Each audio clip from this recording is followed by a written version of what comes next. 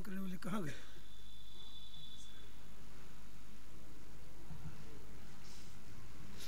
किसी को पता नहीं?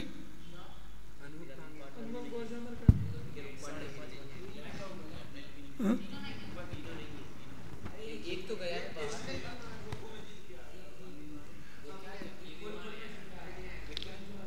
नहीं, तुम भी लेट क्यों आए? 10 मिनट पहले आना चाहिए था। हाँ? 10 मिनट पहले आना चाहिए था तुम्हें। क्या भरोसा रखे? हाँ? मैं क्या पूछ रहा हूँ? 10 मिनट पहले आना चाहिए। 5 मिनट पहले आने का नियम है क्या?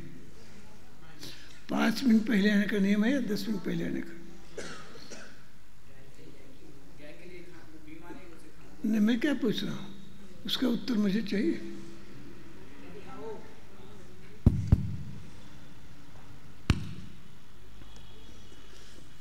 और कौन नहीं मुझे? कीर्ति कुमार तो बाहर गए। जो बाहर 4 गए हैं उनको छोड़कर बात करो। स्वमिंड, हाँ, स्वमिंड और स्वप्निल और अनुवा गौरजामल जो यहाँ कल बोल रहा था।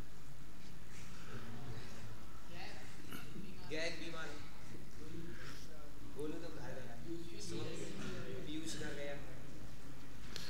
जो घर गए हैं उनकी बात मत करो ना। यहाँ होने पर जो नहीं आए हैं उनकी बात करो।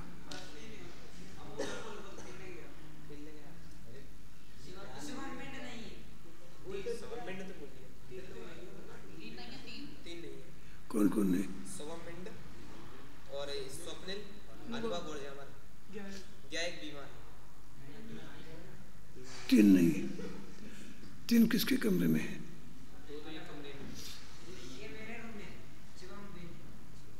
कहाँ गया?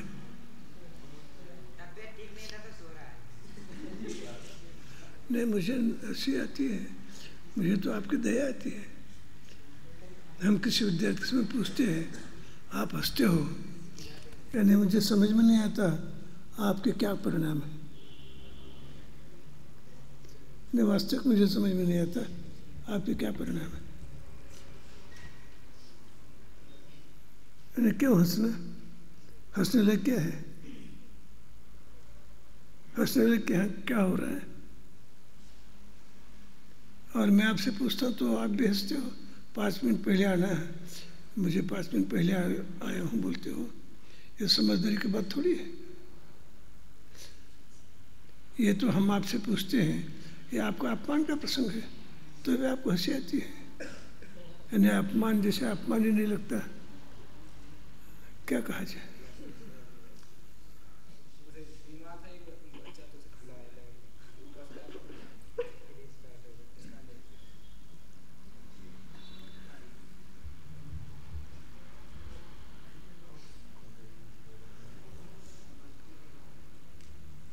तो वो बता नहीं सकते थे।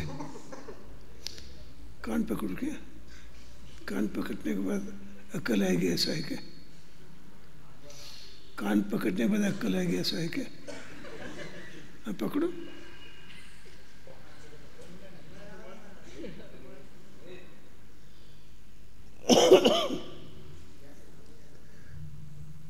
ये मुझे अच्छा नहीं लग रहा है, तुम्हारी प्रवृत्ति अच्छी नहीं है।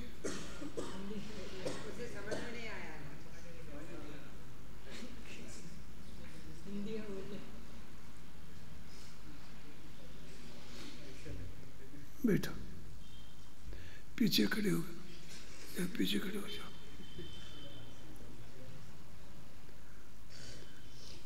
जिनको हमारे बोलने से हंसी आती है वे क्लास से चले जाए। मेरे बोलने से जिनको हंसी आती है वे क्लास में नहीं बैठे।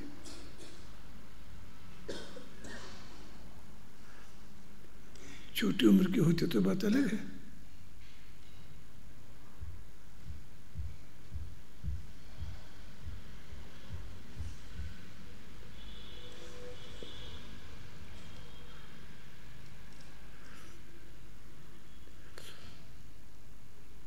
शुद्धोपयोग शुद्ध परिणति अभी सुनाने वाले कौन कौन है?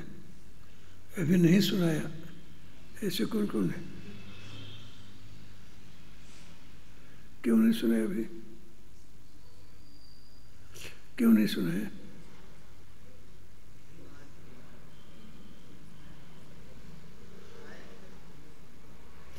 क्यों नहीं सुनाया?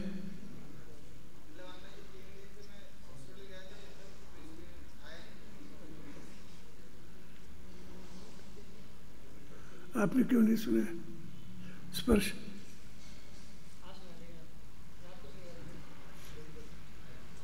देखो, आपकी गति से हम अध्ययन कराएंगे तो पढ़ा नहीं सकेंगे। और कौन है? क्यों नहीं सुना? ये कितनी मंद गति। उसके बाद बैठो बैठो। उसके बाद जीव ही बलवान है, कर्म नहीं। ये प्रकरण हो गया। अब मैं आगे का भी बता रहा हूँ। क्षपणा विधि नहीं करोगे तो कितने दिन के बाद ये कोर्स पूरा होगा? दिसंबर में कैसे पूरा होगा?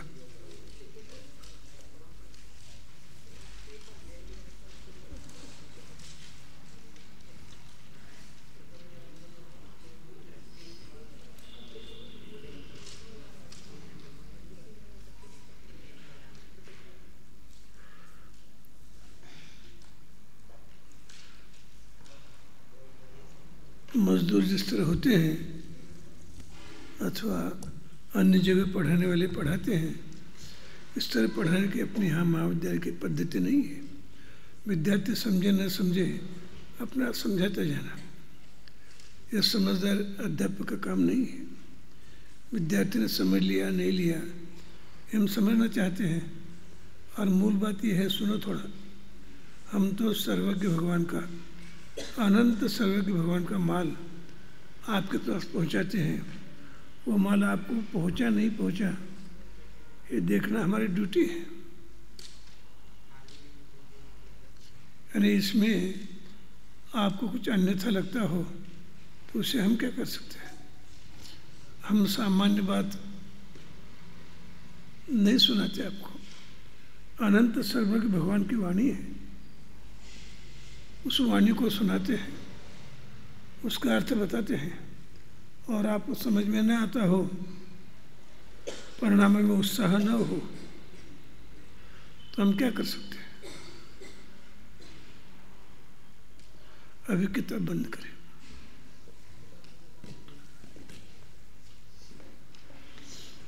मैं क्षपणा विधि की बात कर रहा हूँ। मैं 5-7 मिनट बोलूँगा। क्या बोला है ये मैं तत्काल सुनूंगा। क्षपणा विधि का अर्थ यह है, मुनिराज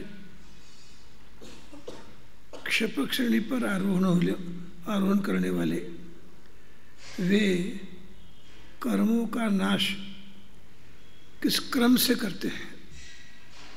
फिर से, क्षपक श्रेणी पर आरूढ़ मुनिराज कर्मों का नाश किस क्रम से करते हैं, अथवा सिद्ध होने के पहले पहले कर्मों का नाश कब, कैसा, कितना होता है।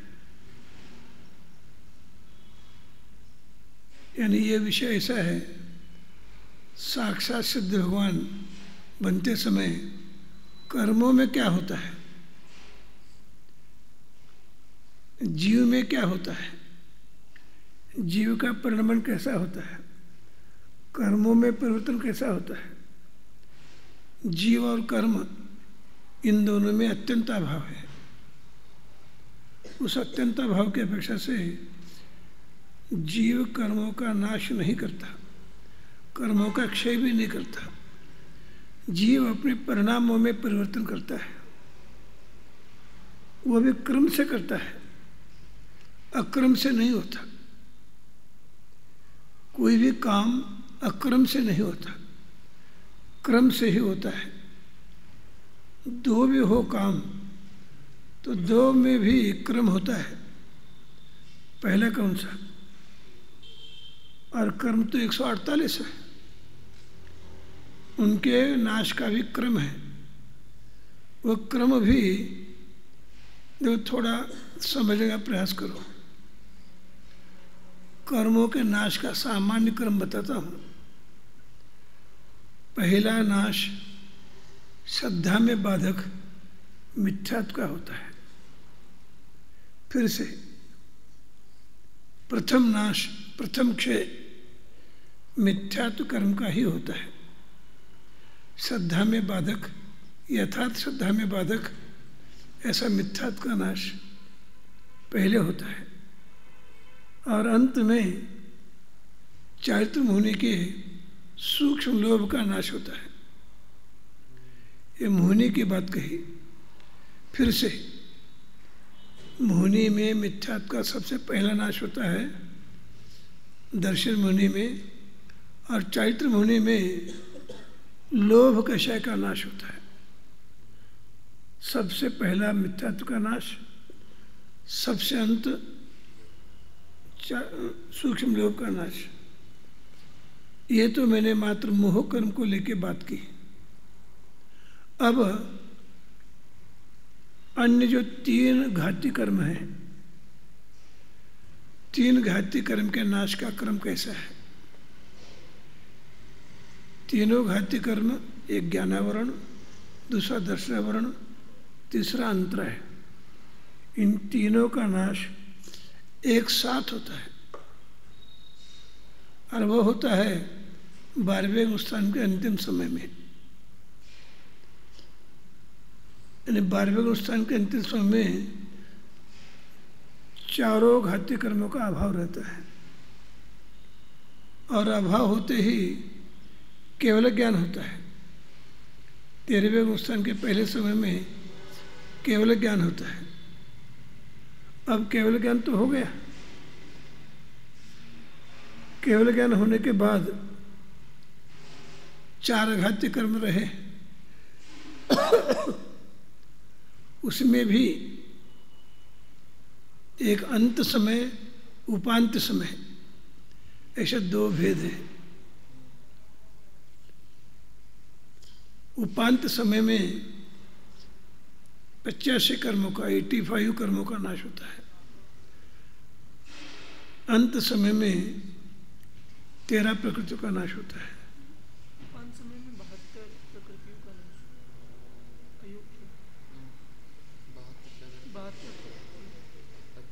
उपांत समय में 85 में से 72 उपांत समय में, अच्छा है, और 13 अंत समय में होते हैं नाश। अब समुद्घात केवली भगवान समुद्घात क्यों करते हैं, इसका कोई उत्तर देगा? केवली भगवान समुद्घात क्यों करते हैं? केवली भगवान को समुद्घात करना अनिवार्य क्यों होता है? बोलो।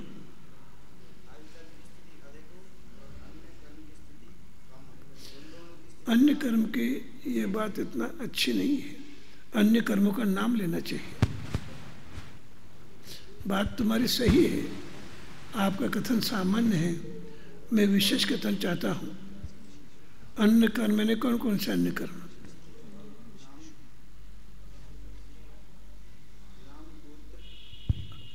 और अंतरा, वेदनी, नाम, गोत्र और वेदनी, इन 4 अघाती कर्मों की स्थिति को, इसकी और आयु कर्म की स्थिति को समान करने के लिए नाम, गोत्र और अंतरा है।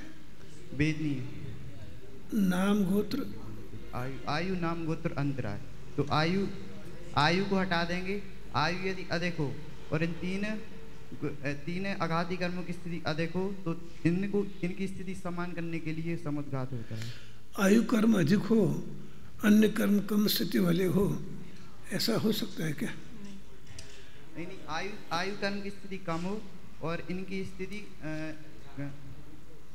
नाम, गोत्र, उनको बोलने दो ना। इनकी स्थिति ज्यादा हो तो फिर इनकी स्थिति समान करने के लिए समुद्घात होता है। इनकी ऐसा मत बोलो, आप उनका नाम लेके बोलो। नाम, गोत्र, अंतराय। नाम, गोत्र, अंतराय। अंतराय कर्म घाती है, आघाती? तो घात्य कर्म वहाँ रहता 14वें स्थान में। वेदनीय नाम और गोत्र। वेदनीय नाम गोत्र बराबर है ना। और स्थिति किसकी कम रहती है? आयु कर्म की स्थिति कम रहती है। आयु कर्म की स्थिति कम हो और वेदनीय आयु नाम की अधिक हो तो समुद्घात होता है। समुद्घात होने के कारण से उनकी स्थिति कम कैसी बनती है? इधर यानी समुद्घात करने के कारण से इन तीनों की स्थिति कम कैसी बनती है, इसलिए मैंने दृष्टांत देकर समझाया था। फिर से आयु कर्म की स्थिति कम हो और अन्य की स्थिति अधिक हो, तीन आघाती कर्मों की, तो समुद्घात करने से तीनों के समान क्यों होती है, कैसी होती है? क्या बर्तन का दृष्टांत? बर्तन का नहीं दिया था। गुब्बारे का। बोलो।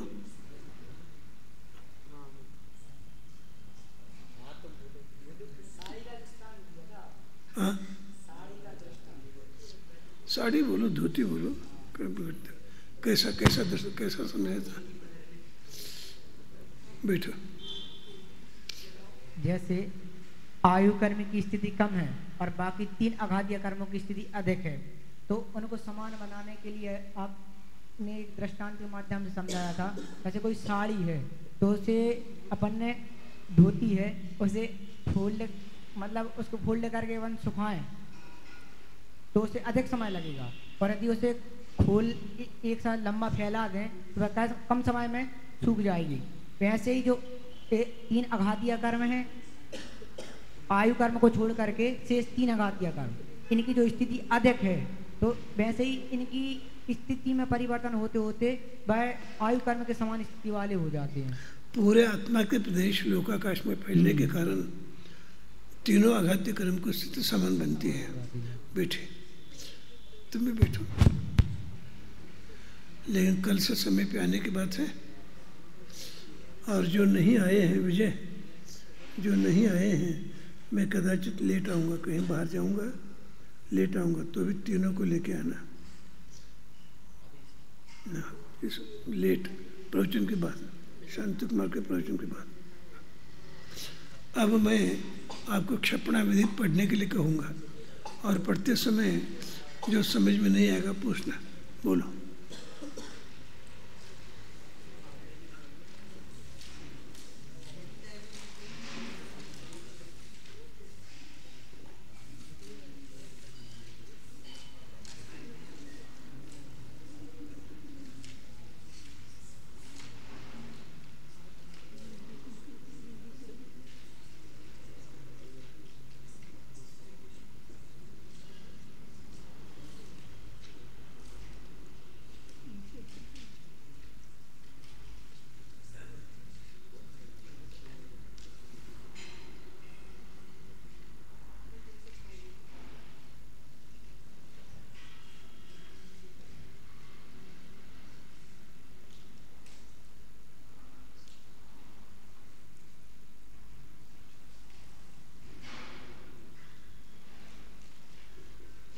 बोलो।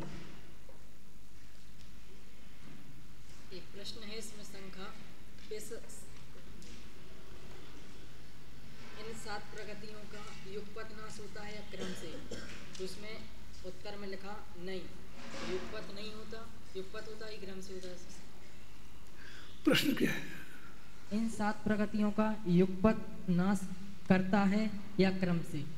तो उत्तर लिखा नहीं, तो ये युगपत भी नहीं है, क्रम से भी नहीं। तो आगे खुलासा क्या होगा ना, नहीं बताने के बाद क्या है खुलासा? क्योंकि 3 करण करके अनिवृत्तिकरण के चरम समय में पहले अनंतानुबंधी 4 कसाय का युगपत 6 करता है। आगे तत्पश्चात पुनः 3 करण करके उनमें से अधाकरण और अपूर्व करण को उल्लंघन कर अनिवृत्तिकरण के संख्यात भाग व्यतीत हो जाने पर मिथ्यात का क्षय करता है। इसका अर्थ युगपत क्षय नहीं होता, इस क्रम से क्षय होता है। नहीं का अर्थ क्या हो गया? युगपत क्षय नहीं करता, क्रम से करता है। हाँ, वो क्रम बता दिया।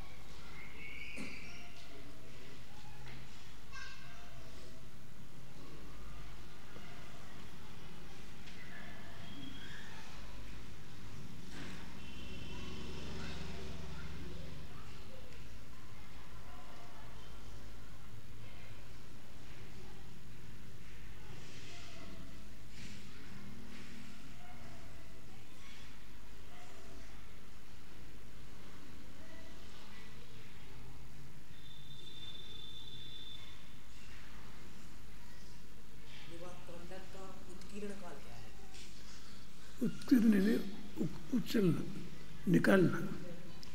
उत्कीर्ण काल ने कर्मों को वहाँ से उठाना। उत्कीर्ण वाक्य क्या है? उत्कीर्ण काल ने कर्मों को उस स्थान से उठाने के लिए कितना काल लगता है, उसे उत्कीर्ण काल कहते हैं। पूर्ण वाक्य बोले ना।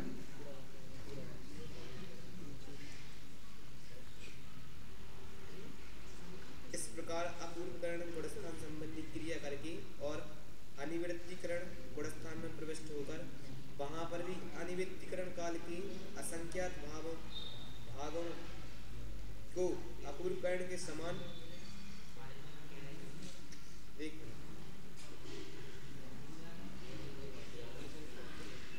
उतने ही स्थिति बंधापसरण करता है तथा उनसे संख्यात हजार बड़े अनुभाग कांडकों का घात करता है, क्योंकि एक अनुभाग कांडक के उत्कीर्ण काल से एक स्थिति कांडक का उत्कीर्ण काल संख्यात गुणा है।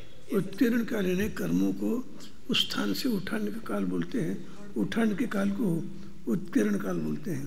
जैसे एक कोई छोटी पहाड़ी है अथवा बहुत बड़ा समूह है, वो एक पत्थरों का समूह है, कचरा है, इधर देखो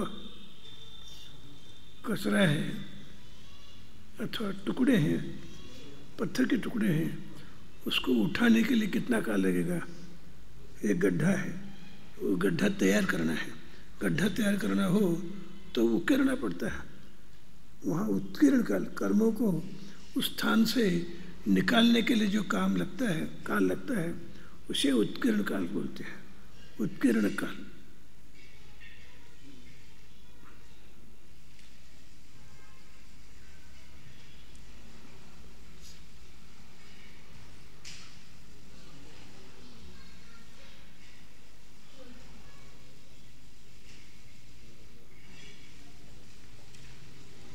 बड़े बड़े बुलडोजर होते हैं, बुलडोजर गड्ढा तैयार करता है। गड्ढा तैयार करते समय वो ऐसा हाथ जैसा उसका साधन होता है, वो ऐसा मिट्टी भरता है। वो उत्कीर्ण क्रिया है। मिट्टी भरना, हाथ में भरो, मशीन से भरो, वो मिट्टी का उठाने का काम जो होता है उसको उत्कीर्ण काल बोलते हैं।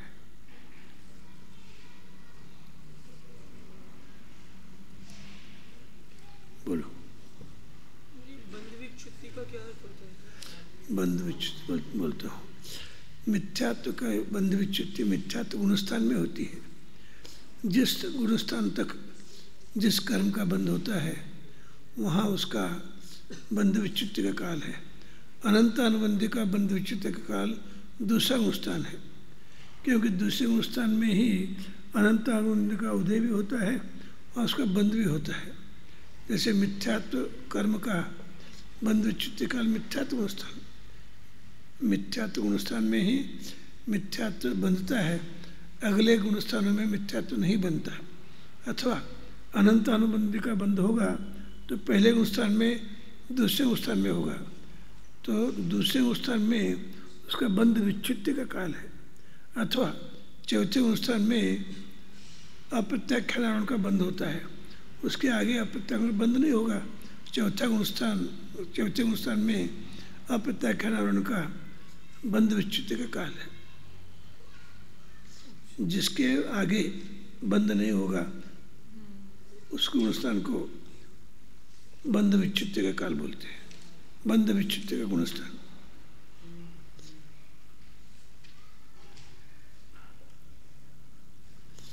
जैसे तीर्थंकर प्रवृत्ति का बंध चौथे में चालू होता है और आठवें स्थान के छठे भाग में बंद होता है, तो आठवें स्थान का छठा भाग जो है वो बंध विच्युति का काल है, उसके आगे बंध नहीं होगा।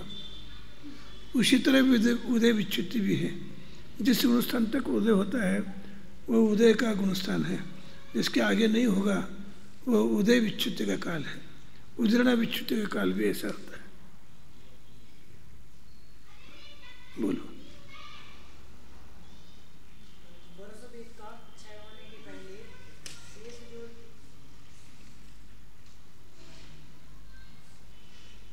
इसमें 7 नंबर का पॉइंट है। बोलो। तत्पश्चात अंतःकरण करके एक अंतर्मुहूर्त व्यतीत होने पर नपुंसक वेद का क्षय करता है, उसके एक अंतर्मुहूर्त व्यतीत हो जाने पर स्त्री वेद का क्षय करता है, और उसके एक अंतर्मुहूर्त जाकर सवेद भाग के द्विचरम समय में पुरुष वेद के पुरातन सत्तारूप कर्मों के साथ 6 नौकसायों का युगपत क्षय करता है। यहाँ सवेद काल चाहिए ना आपको। सवेद काल किसे कहते हैं? बैठिए। जिस काल तक वेद परिणाम रहता है, स्त्री वेद, पुरुष वेद, नपुंसक वेद, तीनों परिणाम भावलिंगी मुन्ना जी को रह सकते हैं। सुना थोड़ा सूक्ष्म से। शरीर का आकार पुरुषाकार होने पर भी परिणाम स्त्री योग्य हो सकते हैं, परिणाम नपुंसक योग्य होते हैं। फिर से बोलता हूँ, द्रव्य पुरुष होने पर जिस पुरुष को पुरुष वेद का उदय है और जिसके निमित्त से संतान की उत्पत्ति होती है, वो पुरुष भी भाव से स्त्रीवेदी हो सकता है। द्रव्य से पुरुष वेदी है, भाव से स्त्री वेदी है। अथवा कोई स्त्री भी हो, वो स्त्री वेद से तो शारीरिक रचना की अपेक्षा से स्त्री है, उसे भी पुरुष वेद के परिणाम हो सकते हैं। और कोई पुरुष हो, परिणामों से यानी कर्मों के निमित्त से, और वो नपुंसक वेदी हो सकता है। ये जब तक नव्य स्थान में वेद कशा का उदय है, वो सवेद काल है। और जिस स्थान से अवेद परिणाम नहीं होंगे, उसे अवेद काल बोलते हैं। वेद काल और अवेद काल, सवेद काल, वेद रहित काल, ऐसा है। समझ में आया कुछ? सवेद काल, अवेद काल। कोई भी वेद सहित, किसी भी जीव को वेद सहित तीर्थंकर प्रकृति का उदय नहीं हो सकता। तीर्थंकर प्रकृति का बंध तो होता है, लेकिन किसी भी वेद के उदय के काल में तीर्थंकर प्रकृति का उदय नहीं होगा। यानी पुरुष वेद, स्त्री वेद, नपुंसक वेद, इसका उदय भी चल रहा है और तीर्थंकर प्रकृति का उदय भी आ गया, ऐसा नहीं हो सकता। अपगत विधि होने के बाद ही 13वें स्थान के पहले समय में तीर्थंकर प्रकृति का उदय होगा, ऐसा स्वरूप है। एक साथ तीनों वेदों का परिणाम चल सकता है। तीनों वेदों को मैंने नहीं कहा, ऐसा कहा एक साथ तीनों वेदों का नहीं। द्रव्य वेद होगा तो एक होगा और भाव वेद दूसरा होगा, ऐसे 2 हो सकते हैं। फिर से बोलता हूँ, पुरुष वेद हो, यानी शारीरिक रचना के अनुसार पुरुष वेद हो, उस पुरुष को उसके निमित्त से संतान भी पैदा हो सकती है। इन परिणामों में नपुंसक हो सकता है, परिणामों में स्त्री हो सकता है।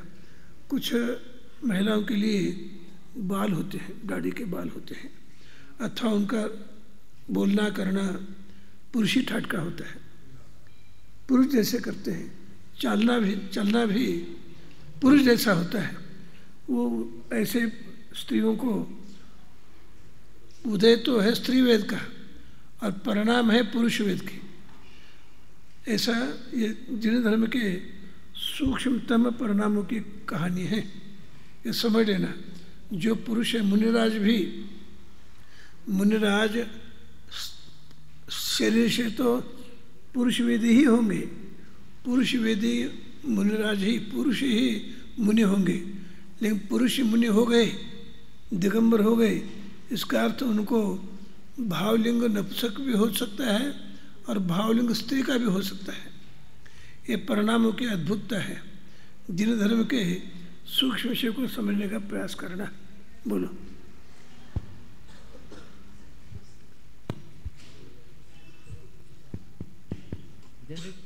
जैसे कोई द्रव्य से पुरुष है और उसने दीक्षा ले ली, तो क्या वो मोक्ष जा सकता है क्या? और कोई द्रव्य से पुरुष है और भाव से स्त्री है और उसने दिगंबर दीक्षा धारण कर ली, तो उसको मोक्ष हो सकता है क्या? हो सकता है ना, हो सकता है। भाव से स्त्री है, भाव से स्त्री हो तो भी मोक्ष हो सकता है, भाव से नपुंसक हो तो भी मोक्ष हो सकता है। द्रव्य से नपुंसक हो तो दीक्षा नहीं ले सकता, द्रव्य से नपुंसक हो, द्रव्य से स्त्री हो तो दीक्षा ले नहीं सकता। समय हो चुका है। हाँ बोलो। भाववेद बदल सकता है क्या? एक पुरुष का मतलब एक व्यक्ति का एक जीवन में भाववेद नहीं बदलता, जो प्रारंभ से वही रहेगा, वही रहेगा, वही रहेगा, बदलेगा नहीं। भाववेद नहीं बदलेगा और द्रव्य वेद भी नहीं बदलेगा। भाव अलग अलग हो सकते हैं, द्रव्य का और भाव का विरोध हो सकता है, बदलेंगे नहीं। इसका जीवन में जो है वही रहेगा पूरे जीवन। पुरुषवेद का क्षय होने के पहले शेष 6 9 कसायों का क्षय होना अनिवार्य है। किसके पहले? पुरुषवेद का क्षय होने के पहले। कौन सा? पुरुषवेद। हाँ, उसके क्षय होने के पहले जो शेष 6 कसाएं बचती हैं 9 कसायों में से, उसका क्षय होना अनिवार्य है, अनिवार्य है। आप कल इस विषय को पढ़ के आना, अधिक पूछना, मैं कल बताऊंगा। अभी आपको छुट्टी दी जा रही है। अभी नहीं, अभी नहीं।